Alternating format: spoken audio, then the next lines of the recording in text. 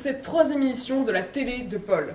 Au sommaire de ce troisième numéro, nous commencerons avec la rubrique scientifique et technologique de Lucas, qui nous parlera aujourd'hui d'un rêve fou d'un homme, Elon Musk, fondateur de l'entreprise aérospatiale SpaceX. Ensuite, nous nous retrouverons en Terre Viking, en l'an 1000, avec l'association Ornavik. Anthony, notre chroniqueur histoire, nous fera voyager dans un village carolingien, puis dans un campement viking. Ensuite, Pauline et Marie nous révéleront leur recette secrète pour faire des crêpes, un véritable délice. Et enfin, Thibaut nous présentera l'un des plus beaux navires qui n'ait jamais existé, l'Hermione. Enfin plutôt sa réplique, construite en 2004. Bonjour Lucas. Bonjour Tristan. Alors, tu vas nous présenter l'entreprise d'Elon Musk. Alors effectivement, Elon Musk à la base est le PDG de Tesla, mais il a fondé en 2010 l'entreprise SpaceX. Alors, peut-il nous envoyer sur la Lune ou sur Mars par exemple? Alors effectivement, il impose une sérieuse concurrence à la NASA ou à l'ESA en proposant des modèles tels que la Falcon 1, donc sa première génération de fusée, la Falcon 9 et dernièrement la Falcon Heavy qui pourrait préfigurer un voyage sur la Lune. Donc, toutes ces fusées sont réutilisables et elles participent grandement à compenser leur prix de fabrication qui est 2 fois plus cher que les fusées normales, mais le carburant ne coûte que 1% du prix total de la fusée. Donc ensuite, je vais vous faire un reportage sur le module Dragon qui est un peu spécial. Tout de suite, le reportage. Voici donc le module Dragon de SpaceX. C'est la future capsule habitée qui pourrait bien nous envoyer sur Mars. 8 moteurs la propulsent et il totalise plus de 59 tonnes de poussée. Pendant le vol, si le module détecte un problème, les boulons explosifs sautent et les moteurs s'allument. Alors, il produit une accélération de plus de 15 G pendant 5 secondes. C'est comme si vous pesiez 15 fois votre poids pendant ce laps de temps. Pour vous donner un ordre d'idée, à une accélération pareille, il vous faut moins d'1 seconde pour atteindre la vitesse de 500 km/h.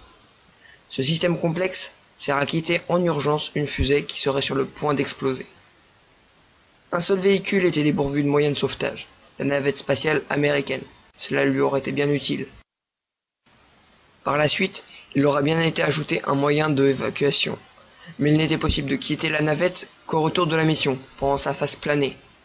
Mais ce système n'a jamais fait ses preuves, comme le prouvent les accidents de la navette Challenger et Columbia. Bon, espérons que le module Dragon ne servira pas et que les missions martiennes se passeront bien. Bonjour Anthony, alors que vas-tu nous présenter aujourd'hui? Je vais vous présenter un très beau reportage qu'on a fait sur l'association Ornavik. Tout de suite, le reportage.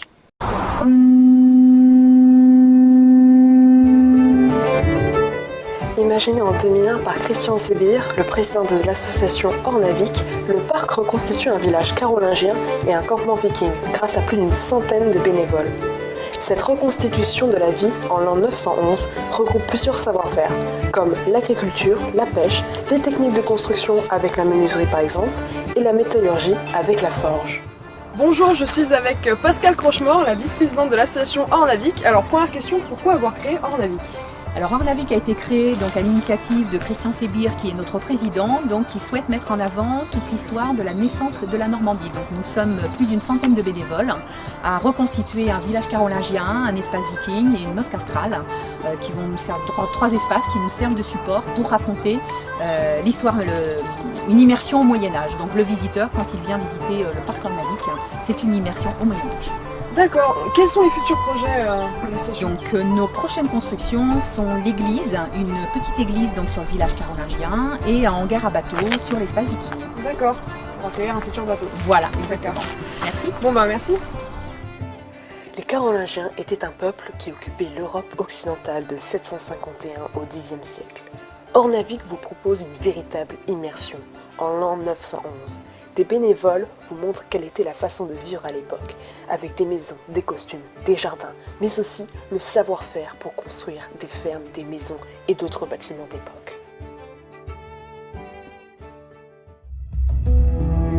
Passez le village carolingien, vous entrez en terre viking. Ce peuple provient des pays scandinaves, Norvège, Suède, Danemark, pour arriver en Normandie en 841. Maître de la navigation, combat et du commerce, ce peuple va s'inscrire dans l'histoire. Simplement dire, on parle de vikings quand on parle des hommes qui ont pris la mer. Dès l'entrée, Ornavik vous plonge dans un campement viking où vous trouverez la maison de Sabine, découverte en Suède. Dedans, vous observerez différents objets qui servaient à la vie quotidienne des Vikings. Ensuite, nous avons de nouvelles tentes où nous vous proposerons diverses activités, telles que les runes, le tissage, des commerces de cornes et de bijoux, un sculpteur, un maître d'armes et une cuisine. Après, il y aura une maison dans laquelle nous forgeons des outils pour l'association. Cette dernière a été retrouvée dans un site de fouilles au Danemark. Ici, la nouveauté d'Ornavik, une cabane du pêcheur. Ici, on vous montrera, comme son nom l'indique, les techniques de pêche des Vikings et leurs matériaux. Ornavik vous montre l'histoire comme vous ne l'avez jamais vue. Ce voyage vous immerge dans un village et un campement en 911, avec un mode de vie simple, d'époque. Ornavik vous montre l'histoire de la Normandie.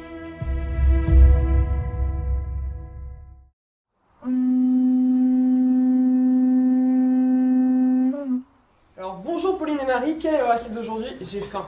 Aujourd'hui, on a préparé un gâteau de crêpes. Tout de suite, la vidéo. Vous aurez besoin 300 g de farine, 150 g de sucre, 5 œufs, 1 litre de lait. Tout d'abord, versez la farine dans un saladier. Ajoutez le sucre, mélangez. Ensuite, creusez un puits pour disposer les œufs.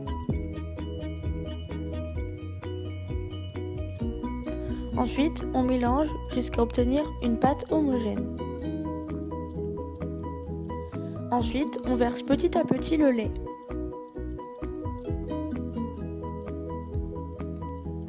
Donc voilà ce que ça donne, une pâte bien liquide. Ensuite, nous faisons cuire les crêpes.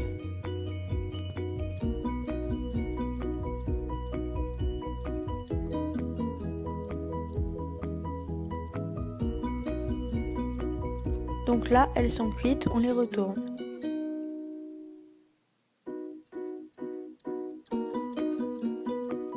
Prenons du Nutella, une crêpe.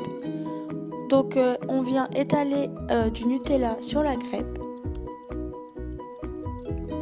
Puis on prend une autre crêpe, on la met par-dessus, on étale du Nutella et on répète l'opération jusqu'à ce qu'on obtienne une pile de crêpes pour faire un gâteau. Donc nous on a choisi de prendre des fraises pour faire un petit peu de décoration, donc on les a coupées en deux et on les a disposées par-dessus le gâteau. Voilà le résultat. Bonjour Thibaut. Bonjour Tristan. Donc tu es notre chroniqueur navire et tu vas nous présenter un navire qui a marqué l'histoire. Effectivement, je vais présenter l'Hermione, qui est une frégate. Elle a été construite pour la première fois à l'époque de Louis XVI.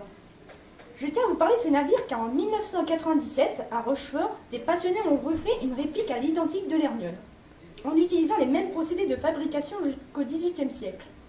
Cette réplique a été mise à l'eau le 7 septembre 2014. Depuis ce lancement, ce navire a fait un grand voyage. Il a eu lieu en 2015 entre la France et les États-Unis.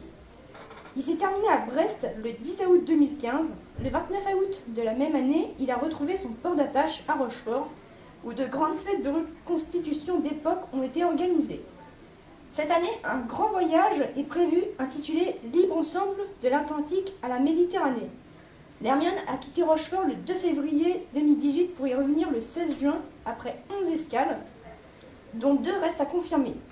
Les membres d'équipage proviennent d'une pluralité de corps de métier ayant formé pour apprendre à être marin comme au XVIIIe siècle. Donc si vous voulez voir l'Hermione, il faudra aller à Bordeaux où elle fera escale du 11 au 13 juin avant de rentrer à Rochefort. Merci Thibaut. Je t'en prie Tristan. Merci d'avoir suivi ce 3e numéro de la télé de Paul. Si vous avez aussi envie de participer à la Web TV, rendez-vous le lundi et mardi de la dernière semaine de cours pour participer au tournage du dernier numéro de l'année.